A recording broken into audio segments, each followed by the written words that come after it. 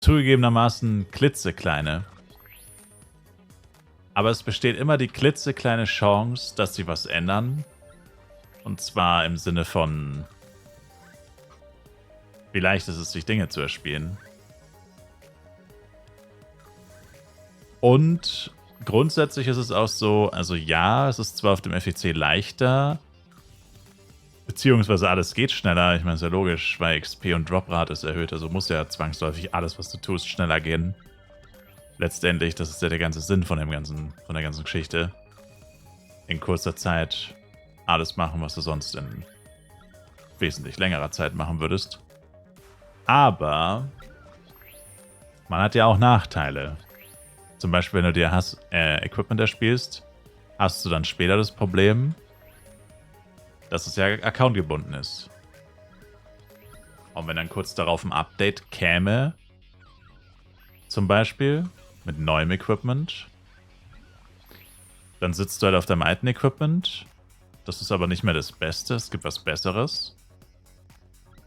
Und du kannst dein Equipment aber auch nicht zu Geld machen. Du bleibst dann irgendwie drauf hängen. Und das, obwohl du da sehr viel Zeit reingesteckt hast und vielleicht auch Geld. Vielleicht auch sehr viel Geld oder zumindest ein bisschen Geld.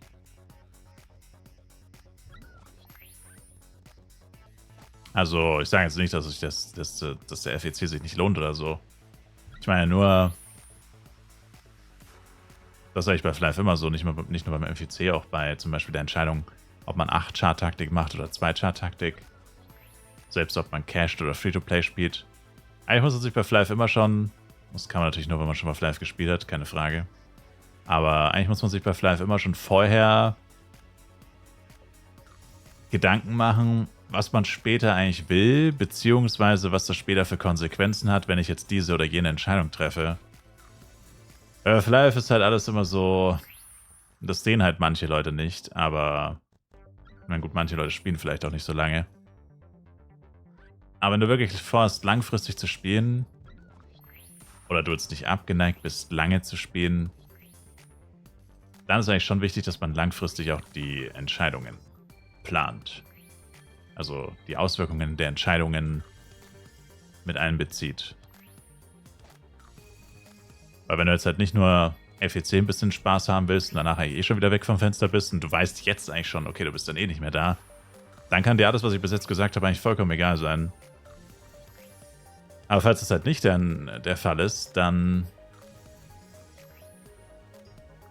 kann man hier und da halt schon überlegen und halt seine eigenen Schlüsse ziehen. Manche Leute könnten vielleicht sogar sagen, sie warten wirklich ab, bis alle Infos da sind und erst dann treffen sie die Entscheidung, ob sie FEC spielen. Wieder andere haben schon während dem letzten FEC im Endeffekt beschlossen, dass sie den nächsten FEC auch spielen werden.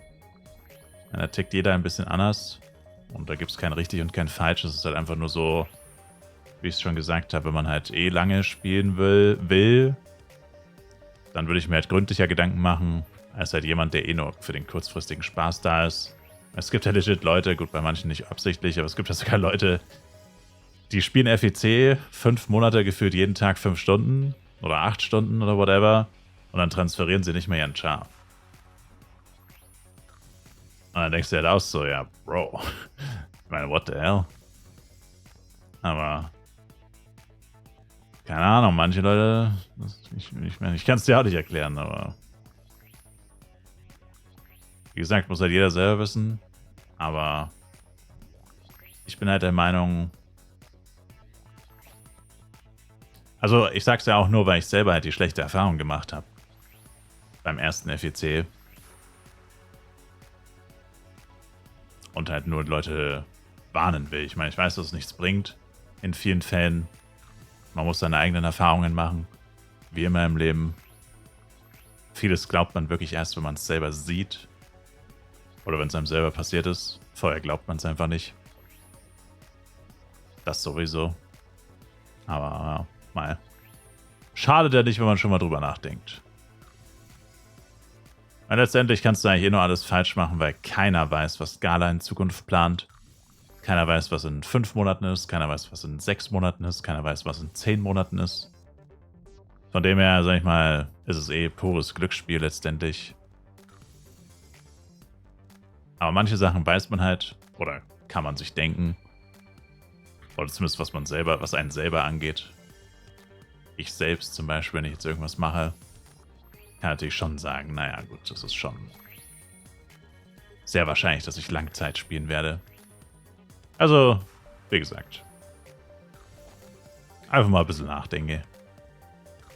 Ein bisschen nachdenke. Schadet nicht.